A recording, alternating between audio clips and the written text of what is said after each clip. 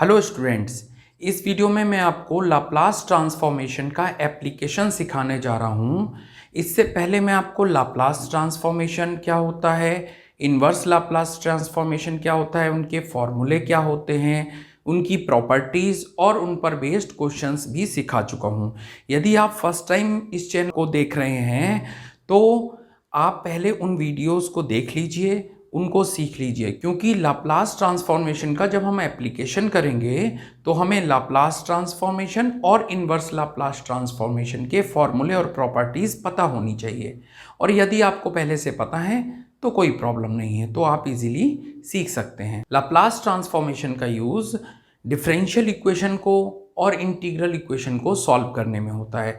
आपने बहुत टाइप की डिफरेंशियल इक्वेशन सॉल्व की होंगी, उनका पर्टिकुलर सॉल्यूशन भी निकाला होगा, उनका जर्नल सॉल्यूशन भी निकाला होगा, लेकिन लाप्लास ट्रांसफॉर्मेशन से हम उनका पर्टिकुलर सॉल्यूशन निकालना सीखते हैं, जहां पर कांस्टेंट C1 C2 ना होकर कोई फिक्स वैल्यू होगी। ठीक है, उसके लिए मैं आपको पहले ही बता चुका हूं कि फॉर्मूले और प्रॉपर्टीज़ आपको पता होनी चाहिए लाप्लास और लाप्लास इन्वर्स की। उसके साथ ही आपको तीन और फॉर्मूले भी पता होने चाहिए। वो क्या है? अगर डिफरेंशिएशन हो रहा है किसी फंक्शन का तो उसका लाप्लास ट्रांसफॉर्मेशन क्या होता है, वो मैंने आपको बताया हुआ है फॉर्मूला। जब आप वीडियोस देखेंगे वो सब तो आपको पता लग जाएगा। ठीक है, यहाँ पर भी मैं बता रहा हूँ। Second order differentiation F T का अगर हो तो उसका लाप्लास ट्रांसफॉर्मेशन आ जाएगा P square, Laplace transformation of F T minus P F zero minus F dash zero. Laplace transformation 3 times derivative अगर हमारे पास हो तो हमें मिलेगा P cube Laplace transformation of F T minus P square F zero minus P F dash zero minus F double dash zero. ठीक है, मैंने ये तीन फॉर्मूले क्यों लिख दिए हैं कि आपको जो डिफरेंशियल इक्वेशन मिलेगी एग्जामिनेशन में वो मैक्सिमम 3 ऑर्डर के डेरिवेटिव की मिलेगी, मैक्सिमम। ठीक है, वरना 2 ऑर्डर या 1 ऑर्डर की मिलेगी। आज मैं आपको इस वीडियो में ऑर्डिनरी डिफरेंशियल इक्वेशन को कैसे सॉल्व करते हैं वो सभी स्टेप सिखाने जा रहा हूँ। तो आप इसके सभी स्टेप्स को ध्यान से देखकर समझ लीजिएगा, जिससे कोई भी क्वेश्चन हो आप इजीली सॉल्व कर पाएँ। तो चलिए स्टार्ट करते हैं क्वेश्चन। तो आप देखिए हमारा फर्स्ट क्वेश्चन क्या है। Solve the following equation by Laplace transform d2x अपॉन dt2 plus 9x is equals to sine 2t, x0 is equals to 1, x dash 0 is equals to 0। तो सबसे पहले हम जो इक्वेशन हमें दे रखी है उसको नोट करेंगे। गिवन इक्वेशन इज d2x अपॉन dt2 plus 9x is equals to sine 2t। अब हम इसमें लाप्लास ट्रांसफॉर्म लेते हैं। Taking Laplace transform on both side,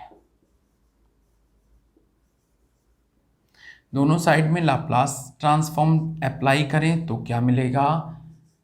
d2x अपॉन dt2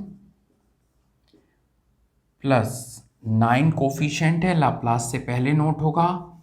x t का फंक्शन है तो x ब्रैकेट में मैंने t भी लिख दिया।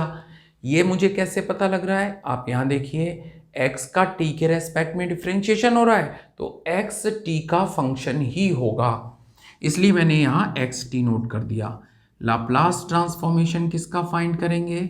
साइन 2t का। अब यहाँ पर मुझे फॉर्मूला कौन सा अप्लाई करना है? जो अभी अभी मैंने आपको बताया, सेकेंड ऑर्डर डेरिवेटिव वाला। तो मुझे मिलेगा P2 Laplace transformation of xt minus P x zero minus x dash zero, ये तो यहाँ से आ गया। अब ये जो टर्म है इसको क्या लिखेंगे, as it is +9 Laplace transformation of x T.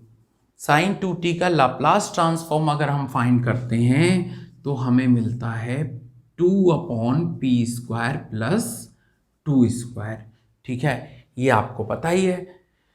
उसके बाद आप देखिए ये जो टर्म है Laplace transform of x T, कुछ बुक्स में इसको एक्स बार से डिनोट किया हुआ है, लेकिन आप इसे यही लिखिए तो ज़्यादा बेहतर रहेगा।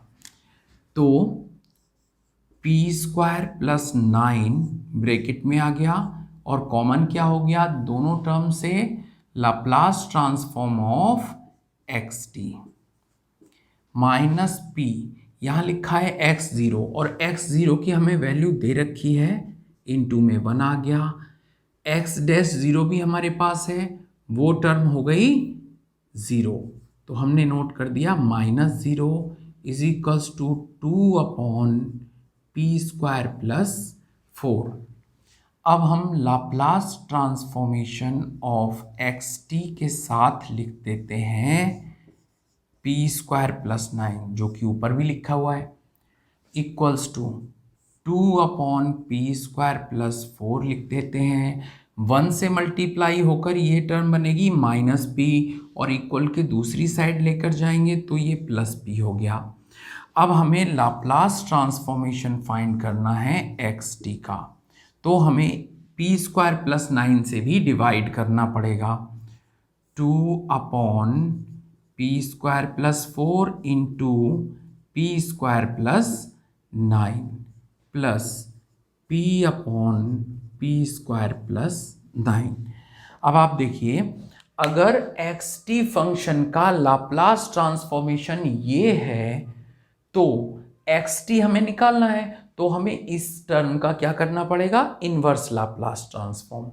तो हम इसे नोट कर देते हैं, x t is equals to Laplace inverse transformation 2/p² plus 4 and p² plus 9, और ये टर्म जो है वो प्लस साइन के साथ है, तो इनवर्स ट्रांसफॉर्मेशन में लीनियर प्रॉपर्टी जो होती है बताई हुई है आपको, उसका यूज़ करके हम इसे लिख पाएंगे Laplace inverse transformation of p² plus 9। उस प्रॉपर्टी में क्या बताया गया था कि अगर कोई भी दो फंक्शन एडिशन में है या सब्ट्रैक्शन में है तो इनवर्स ट्रांसफॉर्मेशन दोनों पर अप्लाई हो जाएगा। तो मैंने दोनों पर अलग अलग अप्लाई कर दिया है। अब यहाँ पर आप देखिए डिनोमिनेटर में 2 टर्म्स मल्टीप्लाई में है, तो इसको सॉल्व करने के 2 मेथड बताए थे मैंने आपको, या तो आप पार्शियल फ्रैक्शन का यूज करेंगे या फिर आप यूज करेंगे कन्वोल्यूशन थ्योरम। तो ये सिंपल क्वेश्चन है, यहाँ कन्वोल्यूशन थ्योरम अप्लाई करने में थोड़ा सा लेंदी हो जाएगा, तो मैं इसे पार्शियल फ्रैक्शन का यूज करके सॉल्व करता हूँ। यहाँ पर मैंने 2 नोट कर दिया, लाप्लास इनवर्स ट्रांसफॉर्मेशन। अगर मैं इसका पार्शियल फ्रैक्शन फाइंड करूँ तो मुझे क्या मिलेगा, मैंने ऐसे नोट कर दिया, दोनों टर्म डिनोमिनेटर में अलग अलग। अब अगर एलसीएम लेंगे तो ये डिनोमिनेटर सेम आ गया और ये टर्म मल्टीप्लाई होके इधर आएगी, ये टर्म इधर जाएगी, तो यहाँ पर मैं 1 और 1 नोट कर दिया मैंने। ठीक, तो p² प्लस 9 में से सब्ट्रैक्ट क्या होगा, p² प्लस 4, p² कैंसिल हो जाएगा, 9 माइनस 4 बचेगा 5, तो वो जो 5 बचेगा वो यहाँ पर अपॉन में नोट कर दिया, तो अब ये कंप्लीट टर्म बैलेंस हो गई।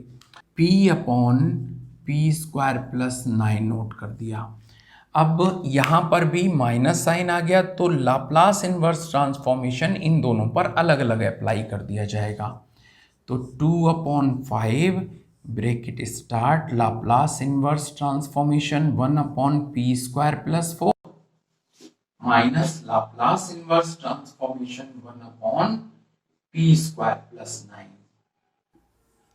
Plus Laplace inverse transformation p/p² plus 9।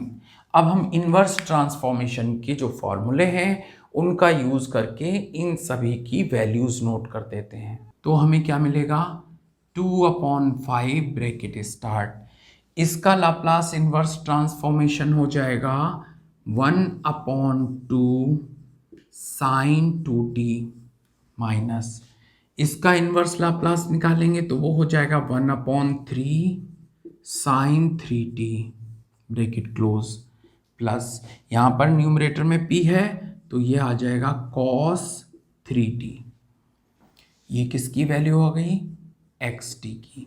अब 2/5 से हम मल्टीप्लाई कर देते हैं तो हमें मिलेगा 1/5 sin 2t minus 2/15 sin 3t plus cos 3t।